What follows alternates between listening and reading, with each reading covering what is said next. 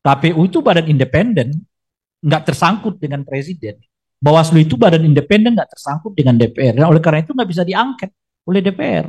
Lalu yang diangket itu apa? Yang diangket itu adalah dugaan, ya kan, ketidaknetralan presiden di dalam pelaksanaan pemilu yang berkaitan dengan satu misalnya penggunaan bansos, kedua dugaan adanya ketidaknetralan aparat baik TNI maupun Polri, yang ketiga adalah dugaan apa namanya itu mobilisasi PLT kepala daerah, dan yang ketiga adalah termasuk ASN dan juga kepala-kepala desa. Itu yang diangket tuh. Saya sejak Desember sebetulnya udah menyebut bahwa ini pemilu terburuk sepanjang era reformasi gitu ya. Dan hampir semua indikator menunjang itu. Pertama, baik indikator yang bersifat teknis maupun indikator yang bersifat substantif ya. Nah, yang teknis itu kita bisa baca laporan dari banyak tempat ya, dari banyak apa namanya lembaga pemantau, dari lembaga pengawas, dan bahkan dari negara-negara asing. Setidaknya ada dua lembaga asing sekarang yang atau Persatuan Negara Asing sekarang menyatakan bahwa pemilu 2024 ini adalah pemilu yang paling tidak berintegritas istilah mereka. Itu ungkapan untuk menunjukkan uh, kekacauan ya itu dengan bahasa diplomatik. Nggak mungkin mereka menyebut bahasa yang lebih berat dari itu, tapi itu menunjukkan dengan apa yang sering kita ungkapkan saat ini. Ada yang menyebutnya paling buruk, ada yang bahkan menyebut paling brutal sepanjang sejarah pemilu reformasi gitu. Nah, jadi kenapa itu sampai pada kesimpulan itu? Menurut saya karena hampir semua indikator pemilu demokratik itu secara teknis kita menurun. Pertama, netralitas, kemampuan, dan kapasitas penyelenggara itu sangat meragukan. Dalam hal ini baik KPU maupun Bawaslu kan. Nah, yang kedua adalah soal pelayanan terhadap apa namanya itu, pelayanan terhadap peserta maupun pemilih, khususnya peserta. Ya, kita tahu beberapa kali sengketa apa namanya penetapan hasil terkait dengan penetapan yang dilakukan oleh KPU juga menjadikan bahan sengketa di Bawaslu gitu. Nah, terakhir adalah soal Sirekap kan, yang sangat bermasalah, yang kali pertama gara-gara Sirekap malah perhitungan suara manual pun katanya dihentikan selama 2 hari. Nah, yang ketiga adalah soal apa namanya itu ya, berhubungan dengan pelanggaran-pelanggaran baik yang bersifat administratif maupun non administratif. Yang bersifat administratif itu udah dicatat tadi gitu. Yang non administratif misalnya meningkatnya praktek politik uang dalam pemilu di Pilpres kita 2019 yang lalu, keterlibatan publik memilih karena berdasarkan uang itu masih sekitar 26-27%. Sekarang saya baca orang milih tuh karena uang meningkat menjadi 35%. Jadi ada sekitar 7-8% peningkatannya. Itu cukup signifikan. Orang milih karena uang tuh. Nah, yang kedua, kalau kita baca temuan kawan-kawan kawal pemilu, pemilu bersih maupun dari Komnas HAM menyebut tingkat ketidaknetralan ASN juga meningkat di dalam pelaksanaan pemilu kita ini gitu ya. Dan saat yang bersamaan juga menyebut tingkat ketidaknetralan kepala desa juga meningkat ya cukup besar. Saya kira salah satu temuan dari kawal pemilu ya. Salah satu temuan mereka itu banyaknya ketidaknetralan kepala desa dalam pelaksanaan pilpres ini gitu. Nah, kalau kita baca misalnya rilis yang dibuat oleh Bawaslu, Bawaslu ada menemukan 19 jenis pelanggaran, tapi saya ingin mencatat 4 darinya yang boleh disebut sangat mengganggu ya tahapan, bukan tahapan ya, eh, jurdilitas pelaksanaan pemilu. Pertama, adanya intimidasi yang cukup luas terhadap para pemilih. Kedua, adanya mobilisasi terhadap para pemilih juga. Yang ketiga, tidak sinkronnya antara surat suara yang dicoblos dengan surat suara yang tidak dicoblos. Misalnya di satu TPS dengan jumlah suara 300, yang mencoblos 250, yang nggak tercoblos malah 70 gitu. Jadi ada kelebihan 20 surat suara gitu. Nah itu cukup tinggi apa namanya persoalannya tuh besarnya gitu ya. Nah yang seterusnya adalah adanya pengerahan ya terhadap pemilih-pemilih untuk memilih apa namanya memilih peserta pemilu tertentu. Ini semua pelanggaran yang setidaknya 4 ini nggak bisa disebut pelanggaran administratif. Yang administratif itu banyak, dari 19 itu banyak sekali. Misalnya TPS nggak dibuka tepat waktu, surat suara nggak diperlihatkan kepada para pemilih, ya, atau kemudian petugas menuntun pemilih tertentu, itu semua administratif yang bisa dikoreksi seketika juga. Tapi kalau yang 4 ini itu menunjukkan apakah sebuah pemilu berlangsung secara demokratik atau tidak, berlangsung dengan prinsip jujur atau tidak. Karena itu juga bisa menentukan terhadap penilaian apakah praktek pelanggaran pemilu bersifat TSM atau tidak. Itu praktek-praktek intimidasi, mobilisasi, ya, manipulasi, dan juga apa namanya itu surat suara yang dibacakan, yang tercoblos dengan tidak tercoblos itu berbeda. Itu semua bisa mengganggu hasil pelaksanaan pemilu. Dan cukup besar angkanya rata-rata di atas 2.000 kasus kalau ditemuan Bawaslu, itu pun terjadi selama ya hari H pelaksanaan pemilu ya. Nah, 2.000-an kasus kalau kita kumpulkan kan itu artinya kalau 5 atau 4 kasus, 4 atau 5 kasus itu artinya kan sekitar 10.000 kasus yang melingkupi praktek ketidaksahihan pelaksanaan pemilu. Sebetulnya bisa menjurus ke sana tuh. Nah, kalau bisa diambil kesimpulannya oleh Bawaslu, sayangnya Bawaslu kan nggak sampai ke arah sana gitu. Jadi hampir semua indikator yang menyebut pemilu itu demokratik atau tidak, justru di dalam pelaksanaan pemilu 2024 ini menurun indikatornya itu. Yang indikator-indikator yang disebut dengan pemilu yang demokratik itu. Jadi tidak berlebihan kalau kemudian orang menyebut ini pemilu terburuk, ini disebut oleh pemantau-pemantau asing sebagai pemilu paling tidak berintegritas sepanjang pelaksanaan pemilu. Nah ini yang terkait dengan seluruh yang berhubungan dengan administrasi ini atau tahapan dan teknis pelaksanaan pemilu itu yang memang kalau didapatkan persoalan-persoalan di dalamnya diajukan ke Mahkamah Konstitusi ataupun Bawaslu. Gitu. Nah, ini yang lagi disusun baik oleh 01 maupun 03, apakah memungkinkan mereka untuk mengajukan gugatan ke Mahkamah Konstitusi maupun ke Bawaslu terkait dengan dugaan adanya TSM. Saya sendiri nggak terlalu yakin ini bisa dilakukan karena apa gitu ya? Ya karena satu menurut saya mindset dari penyelenggara pemilunya sendiri agak beda dengan situasi yang kita alami pelaksanaan pemilu yang sekarang ini gitu. Nah yang kedua, nggak tahu juga apakah mungkin barang buktinya bisa dikumpulkan sedemikian rupa sehingga sampai ke derajat TSM atau tidak.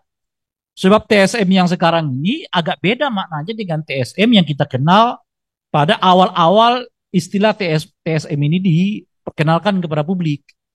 Kalau TSM awal-awal yang diperkenalkan kepada publik itu berhubungan dengan soal cara apa Anda mendapatkan suara. Kalau TSM yang sekarang ini bukan soal cara, tapi soal apakah suara Anda dihilangkan, bahasa yang lain dicuri, dan oleh karena itu Anda kemudian ya kalah dalam pelaksanaan pemilu yang kalau suara itu dikembalikan, Anda dapat melampaui atau tidaknya sama dengan perolehan suara yang dinyatakan sebagai pemenang pemilu saat ini. Jadi TSM yang sekarang pada angka-angka. Kalau misalnya kita misalnya pemilihnya 3 juta, ya 1 juta di sana, kita dapat 1.800.000 di sini, kita harus nyari 200 suara yang hilang itu untuk bisa menandingi orang yang 1 juta. gitu. Kalau nggak bisa ditertandingi, jangankan TSM, disengketakan pun belum tentu dilakukan oleh Mahkamah Konstitusi itu. Karena istilahnya begini, nanti kalau Anda kumpulkan suara tetap tidak melampaui suara ya paslon yang dinyatakan menang, nggak ada gunanya juga disengketakan gitu. Karena yang dihitung oleh mereka itu adalah soal jumlah suara gitu. Nah, TSM sebelum ini adalah soal oke, paslon sekian dapat 1 juta. Pertanyaannya adalah gimana caranya dia dapat 1 juta itu. Nah, itu yang diselidiki.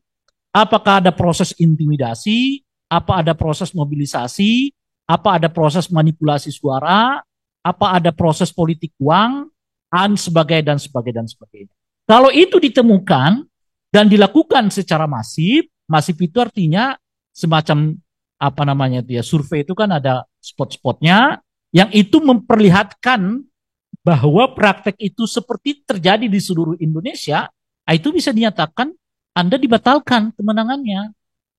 Jadi solusinya dua. Pertama adalah memenangkan pasangan yang selain dia, dan yang kedua adalah dilakukan pemungutan atau penghitungan suara ulang. Nah, kalau kita main di angka-angka itu, kuantitas gitu, akan sulit dikejar. Ya, apalagi sekarang digambarkan sekarang sudah mencapai 60, ya 57, yang lain 34, selisihnya luar biasa besar. Oleh karena itu sulit. Makanya sejak tanggal 17 saya mengatakan akan sulit ya mendapatkan hasil yang memadai kalau tujuan paslon 102 itu adalah untuk menyatakan bahwa ada pelanggaran yang bersifat TSM, lalu mereka datang ke Bawaslu maupun datang ke MK gitu. Ya, karena situasi MK yang disebut dengan TSM itu berbeda, maka harus pakai jalur kedua. Apa jalur kedua itu? Jalur kedua itu adalah jalur politik. Dalam bentuk apa ya? Dalam bentuk angket. Saya tanggal 17 sudah mengatakan itu. Sebaiknya lebih baik diangket daripada berharap bahwa persoalan-persoalan seperti ini akan ditangani oleh Bawaslu dan ditangani oleh MK. Lebih-lebih berharapnya lagi di sana kita mendapatkan keadilan. Saya kira nggak ada ceritanya itu, kira-kira itu. Sulit itu gitu. Di MK ada paman, kan repot. Meskipun nggak boleh ikut sidang, tapi kan paman tetap ada di situ gitu. Ah, iya. Belum tentu Bang Rey karena belum putusan PT UN-nya. Jadi bisa menjabat kembali, betul kata Bang John. Itu dia. Kalau dalam beberapa waktu ini tiba-tiba putusan PT UN beda lagi gitu ya, dia seperti yang dicemaskan oleh banyak pihak, ya itu kan makin jelas lah, makin sulit ke MK. Nah, oleh karena itu ya harus ada upaya untuk mencari apa namanya itu ya, apa jalan untuk memastikan ada memang persoalan yang serius dalam pelaksanaan pemilu kita. Dan saya melihatnya itu melalui hak angket. Nah, cuma memang hak angket dengan datang ke MK, dengan datang ke apa namanya itu Bawaslu itu akan membuat hasil yang berbeda. Karena satu jalur hukum ya dengan kesimpulan mungkin TSM sehingga hasil pemilu bisa terkoreksi, tapi kalau di angket itu saya kira akan sulit ke hasil pemilu terkoreksi. Tapi bagi saya memaklumkan pelanggaran-pelanggaran yang seperti sekarang ini terjadi itu kesalahan besar kita yang kesekian gitu. Nah, dalam rangka itulah saya agak mulai mengkritik sekarang itu kata-kata yang misalnya rekonsiliasi. Nah, ya kata-kata rekonsiliasi itu sudah benar dan tepat. Tetapi di politik kita rekonsiliasi itu sekarang adalah bagian dari upaya untuk melupakan pelanggaran-pelanggaran yang terjadi. Ya, karena demi rekonsiliasi, maka berbagai pelanggaran-pelanggaran dilupakan. Demi rekonsiliasi, berbagai perbedaan-perbedaan, ya kan, kemudian di apa namanya itu ya, di bawah mejakan gitu. Itu nggak menyehatkan kita. Seperti terjadi di 01 dengan 02. Berapa banyak, 01, 02. Pak Jokowi dengan Pak Prabowo. Berapa banyak orang yang tanda kutip ya kecewa karena rekonsiliasi macam itu dengan sendirinya masing-masing pihak meninggalkan pemilihnya masing-masing. Kan orang dulu milih Pak Jokowi karena dia nggak mau milih Pak Prabowo kan. Orang dulu milih Pak Prabowo karena dia nggak mau memilih Pak Jokowi. Lo keduanya kemudian bersatu, ngapain kita pakai pemilu ya kan? Gitu. Iya gitu. Iya. Nah, sekarang orang milih 01 karena dia nggak mau milih 02 dan 03. Sekarang dia milih 02 karena dia nggak mau milih 01 dan 03. Sekarang dia milih 03 karena dia nggak mau milih 01 ataupun 02. Dan kalau itu disatukan, ya apalagi maknanya perubahan lah, inilah, itulah. Sudah nggak ada artinya itu semua. Gitu. Itu satu. Nah yang kedua, ini salah satu yang saya kritik dahulu. Kan ada jargon untuk mengatakan, pemilih 03 itu atau 01 mengingat bahwa khususnya 03 saat itu ya, mengingat di survei-survei 02 ini udah tinggi sekali, mestinya pemilih 03 itu langsung pindah aja ke 02. Kan ada dulu jargon begitu tuh. Karena kalau Anda milih 03 sia-sia suaranya. Nggak akan dihitung lagi karena yang kelihatan leading ini adalah 02. Itu salah besar. Itu. Itu salah dan itu tidak mendidik. Kenapa? Karena orang milih 03 itu sikap politik. Begitu ia menyatakan milih 03, dia artinya nggak setuju pada dinasti politik. Nggak setuju pada orang yang diduga masih punya masalah terkait dengan hak asasi manusia. Itu nggak ada hubungannya dengan soal sia-sia. Bahkan ketika itu saya sendiri di sini, kira-kira gitu tuh. Saya akan di sini. Kenapa? Karena saya mengatakan, saya nggak mau negeri ini dipimpin oleh dinasti politik. Jadi orang datang ke TPS itu bukan soal angka-angka gitu loh. Itu soal sikap politik. Mau nggak Anda di bangsa ini dipimpin oleh mantan koruptor misalnya? Saya tidak mau. Nah, oleh karena itu saya pilih yang lain kan kira-kira gitu. Mau nggak Anda partai apa namanya ini republik ini dipimpin oleh mantan narapidana apalah misalnya? Saya tidak mau. Saya pilih yang lain. Itu bukan soal kalah menang. Itu soal prinsip politik kita masing-masing. Nah itu saya kritik keras. Dan oleh karena itulah saya mengatakan rekonsiliasi itu kalau tujuannya kayak begitu, ya tentu tidak tepat. Karena 02 dengan 03 dengan 01 itu, tidak milih 03 itu asumsinya karena mereka nggak mau dinasti politik. Mereka nggak mau dipimpin oleh pemimpin yang masih punya hubungan darah dengan presiden yang sedang berkuasa. Karena itu nggak sehat bagi demokrasi. Saya kira itu salah satunya yang diperjuangkan oleh Bung John kan dengan 4 jari itu. Ini bukan persoalan kalah menang, persoalan menyatakan sampai kapanpun republik ini kita tidak boleh dipimpin oleh pemimpin yang dinasti politik dan punya masa lalu yang berhubungan dengan kejahatan kemanusiaan. Itu soal prinsip. Makanya kalau rekonsiliasi ya apa namanya itu ya dibuat untuk pengertian melupakan ini semua, itu makin dangkal makna pemilu ini bagi kita. Makin nggak terlalu penting lagi. Padahal triliunan uang rupiah kan kita gunakan supaya orang memperlihatkan sikap politiknya. Anda setuju nggak dinasti? Enggak. Gitu. Nah, ini penting diingatkan juga kepada elit-elit yang kalau tiba-tiba diajak ya kan mau gabung tidak. Ketika Anda memilih pasangan yang Anda sodorkan, itu artinya mereka sedang mengatakan, pemilih itu sedang mengatakan, kami tidak ingin republik ini dipimpin oleh orang yang memiliki dinasti politik. Di situ intinya. Oleh karena itu ya kata-kata rekonsiliasi tadi, seperti yang saya sebutkan, baiknya apa namanya itu kan agak gaduh ya ketika masuk ke politik. Jadi seolah-olah rekonsiliasi itu adalah upaya melupakan berbagai pelanggaran-pelanggaran yang terjadi dan meleburkan sikap dan prinsip-prinsip politik yang dianut oleh orang yang jelas-jelas itu secara prinsipil berbeda. Orang nggak milih 02 itu karena nggak mau republik ini dipimpin oleh dinasti politik. Itu prinsipil. Itu bukan sesuatu yang bisa ditawar-tawar. Kalau dia bisa ditawar-tawar, dia udah bilang dari dulu. Iya kan? dan seterusnya seterusnya itu. Nah itu yang ketiga. Nah oleh karena itulah kawan-kawan sekalian saya mendorong ya angket itu dilakukan. Cuma karena ini angket tentu saja nggak bisa masuk ke teknis. Dia harus berhubungan dengan substansi pelaksanaan pemilu yang salah satunya di pintu masuknya adalah dugaan adanya ya keterlibatan presiden yang cukup kuat terkait dengan ya kemenangan paslon tertentu. Nah ini yang diangket tuh, ini yang akan dilihat oleh anggota DPR. Benar nggak asumsi misalnya bahwa uh, pembagian bansos yang dilakukan oleh presiden sebelum ini adalah dalam upaya untuk mendongkrak salah satu elektabilitas paslon tertentu misalnya gitu.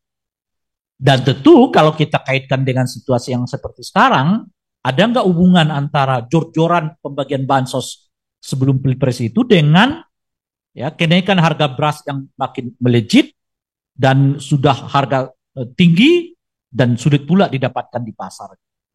Nah ini yang diselidiki oleh anggota DPR, oleh angket itu. Jadi lebih mengaruh kepada presiden, bukan kepada penyelenggara pemilu. Sebab penyelenggara pemilu itu tak bisa diangket. Dia lembaga independen yang tidak berhubungan dengan eksekutif. Yang bisa diangket oleh DPR itu adalah lembaga yang bersifat dengan apa namanya, dengan eksekutif. KPU itu badan independen, nggak tersangkut dengan presiden. Bawaslu itu badan independen, nggak tersangkut dengan DPR. Dan oleh karena itu nggak bisa diangket oleh DPR. Lalu yang diangket itu apa? Yang diangket itu adalah dugaan ya kan ketidaknetralan presiden di dalam pelaksanaan pemilu yang berkaitan dengan satu misalnya penggunaan bansos, kedua dugaan adanya ketidaknetralan aparat baik TNI maupun Polri, yang ketiga adalah dugaan apa namanya itu mobilisasi PLT kepala daerah, dan yang ketiga adalah termasuk ASN dan juga kepala-kepala desa. Itu yang diangket tuh oleh anggota DPR. Mereka mau selidiki. Cuman seperti yang saya sebutkan ini tidak boleh mengubah hasil ini angket ini. Misalnya kalau ditentukan oleh KPU nomor paslon sekian menang 50% misalnya, tidak bisa diubah oleh angket. Yang mengubah itu ya kalau nggak Bawaslu adalah MK gitu. Tetapi boleh jadi rekomendasi dari DPR itu meminta supaya dilakukan pemungutan suara ulang. Bisa. Jadi hasilnya nggak bisa diubah oleh DPR, angka-angka itu ya, karena itu bukan kewenangan mereka mengubahnya. Tapi melihat ada praktek ketidaknetralan pemerintah dalam hal ini, kemungkinan ada dua. Pertama adalah mereka mengatakan ya hak menyatakan pendapat karena diduga presiden melakukan pelanggaran hukum, atau yang kedua seperti ya mereka cukup mengatakan tidak perlu hak menyatakan pendapat, tapi mereka meminta supaya dilakukan pemilu ulang. Nah, kalau pemilu ulang terjadi, ya presiden makin panjang juga waktunya. Ya itu nanti itu solusi. Tapi saya tidak melihat ke solusi dulu. Saya melihat kalau angket ini terjadi, ini forum yang sangat tepat untuk melihat berbagai praktek keculasan di dalam pelaksanaan pemilu. Karena apa? Karena bagi saya itu penting. Ini kan aneh sekali kita ini ya kan. Ini pemilu ke-6 di era reformasi, tapi begitu kita ke pemilu ke-6, kualitas pemilunya bukannya makin bagus, tapi kita makin jeblok. Kok masih ada intimidasi? Kok masih ada mobilisasi? Kok masih ada surat suara yang tertukar? Kok masih ada si rekap dan ya si rekap yang bermasalah? Ini kan persoalan-persoalan yang kita alami pemilu-pemilu yang sebelumnya. Loh ke sekarang masih ada juga gitu. Dan sekarang tambah. Apa tambahnya? Sikap presiden yang dianggap tidak netral. Nah ini yang harus dilihat semua. Sebab kalau kita tidak mau melihat efek problem-problem ini, yakinlah ke depan makin buruk lagi pemilu kita. Karena sudah terjadi proses pembiaran. Nanti kalau sekarang misalnya presidennya masih malu-malu, apa namanya itu ya, bagi-bagi bansos. Masih malu-malu dia ya kan. Dicarilah waktu, dicarilah tempat, dan seterusnya itu yang seolah-olah sedang tidak membuat apa namanya itu ya asosiasi dengan paslon tertentu. Mungkin ke depan dia akan lebih terus terang. Kalau sekarang sebenarnya nggak malu-malu, Bang Rey, karena udah pernah yang di depan istana waktu itu. Iyalah misalnya gitu. Maksud saya Tambah semakin nggak malu. kalaupun Tam- iya mungkin akan lebih terus terang lagi masa depan. Jangan-jangan di masa depan itu karung berasnya pun udah fotonya dia. Alasan dia, ya memang ini pemberian presiden, kan nggak ada salahnya foto presiden ada di dalam. Seperti yang kita lihat sekarang tuh ya, pemda-pemda kita itu. Apapun acara pemdanya, foto kepada daerahnya itu ada. Di spanduk-spanduk gitu loh. Ya, dan sebagainya. Itu akan terjadi November ini kita pilkada. Kalau kita nggak hentikan sekarang praktek-praktek yang kayak begini nih, yakinlah akan di copy paste di pilkada 2024 yang akan datang. Model-model keculasan yang seperti ini. Sebab kenapa? Ini kali pertama kita menghadapi presiden yang kelihatan dengan sangat terbuka punya kecenderungan mendukung paslon tertentu. 99 Pak Habibie presiden yang karena netralitasnya lah kemudian justru dapat menyelamatkan pemilu. Sebab saat itu penyelenggara pemilu yang merupakan wakil-wakil dari partai politik peserta pemilu tidak berkenan menandatangani hasil. Gitu. Mereka tidak mau karena menurut mereka terjadi berbagai pelanggaran-pelanggaran. Lah pesertanya mereka, hakimnya mereka, mereka sendiri kamu aneh kan kalau bakal kita. Pesertanya kan mereka. Yang jadi KPU-nya mereka juga. Kok mereka sendiri melanggar mereka gitu loh kira-kira itu. Jadi mereka tidak mau, khususnya partai-partai yang saat itu tidak cukup memuaskan hasilnya. Nggak mau. Tapi karena presidennya netral, betul-betul netral, lalu hasilnya diambil alih oleh Pak Habibie, ditandatangani oleh beliau, nggak ada yang protes. Karena Pak Habibie saat itu ya memang melampaui mereka semua, di bawahnya gitu. Nggak ada yang protes. Kenapa masyarakat terima? Karena Pak Habibie sebagai presiden, penanggung jawab pemilu, memang bersikap betul-betul adil. Dia nggak mau cawe-cawe seperti yang kita lihat terjadi pada Pak Jokowi ini gitu. Kalau peristiwanya seperti sekarang, ya nggak ada yang mau terima hasil pemilu kan? Gitu. Nggak ada yang mau terima hasil pemilu sekarang. Makanya ke MK nggak yakin, ke Bawaslu nggak yakin, kita pakai angket aja gitu. Nah harus mengatakan pemilu nih nggak perlu diangket. Itu ya, menurut saya begini, 3 periode itu inkonstitusional, lo gembor-gemborin nih oke gitu ya kan. Kemudian apa lagi? Uh, uh, putusan MK cacat etika moral lo pakai, oke kan. Lah tiba-tiba hak yang jelas-jelas diberikan oleh negara terhadap anggota DPR lo tolak. Kan ininya itu jalan. Angka itu relevan dan sebagainya itu. Nah, oleh karena itulah ya kita mendapatkan setidaknya ya dari Presiden Habibie, Ibu Mega peserta pemilu ya, calon presiden 2004. Nggak ada peristiwa yang kayak begini. Kalah-kalah aja.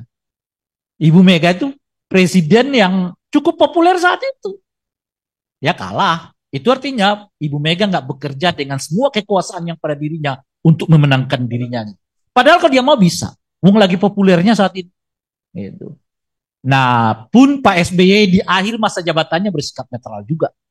Lah ini tiba-tiba kita menghadapi seorang presiden yang berpura-pura netral, tidak, tetapi kita tahu apa yang dilakukannya. Contoh kecil aja, mana ada presiden kok bisa 2 kali ketemu dengan ketua umum partai, ya kan? Teh bareng, makan bareng dalam 1 minggu 2 kali, dan itu partai yang sampai sekarang belum dapat 3% suara. Kita menjelaskan fenomena apa ini presiden yang kayak begini.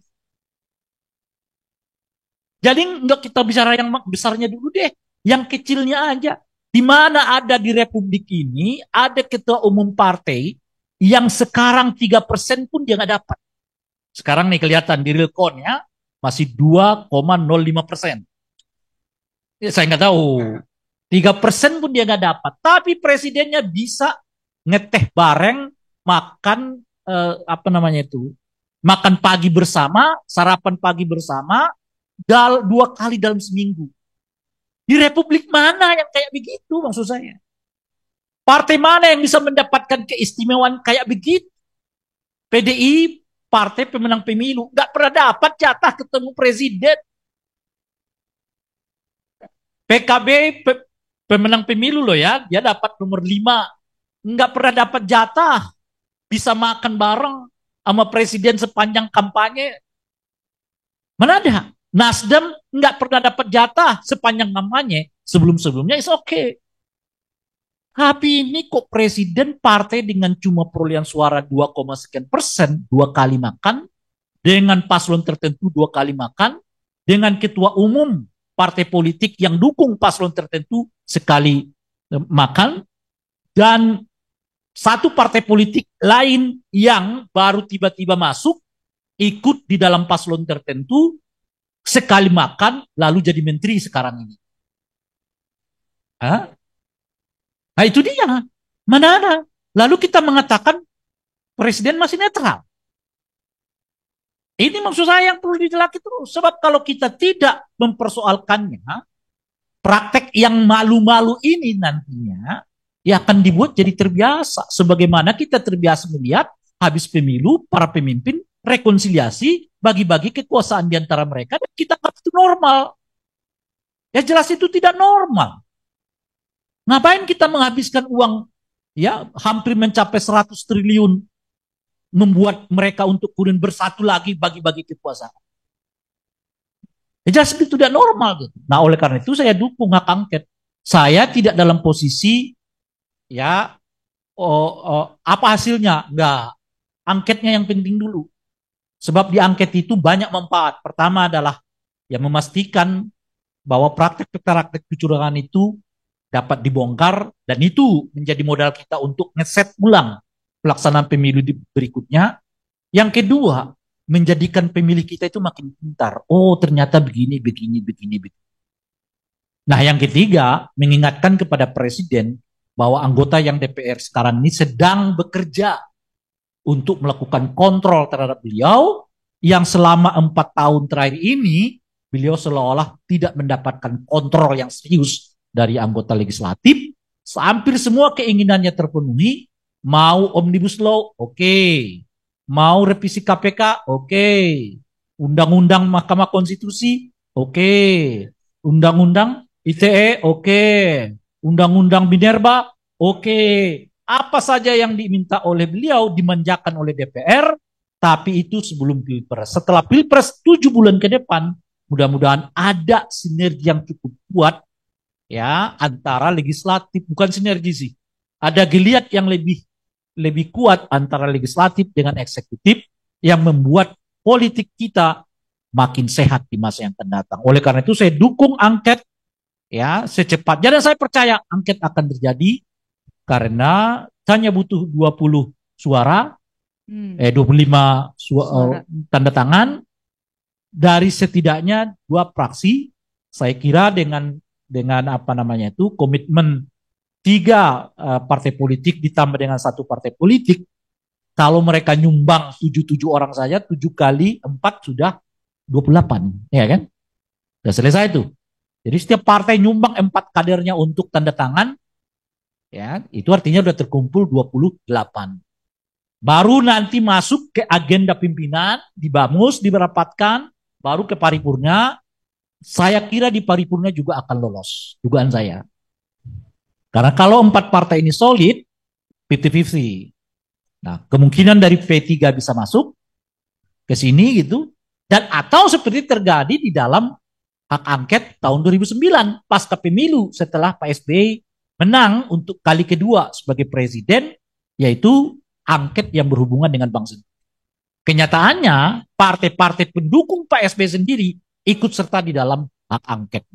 Mana tahu ada yang bocor dari PAN, ada yang bocor dari P3, apa namanya itu Golkar. Kalau Gerindra saya kira enggak, ya kan. Tapi dari 2 partai ini kita nggak tahu, bisa-bisa bocor.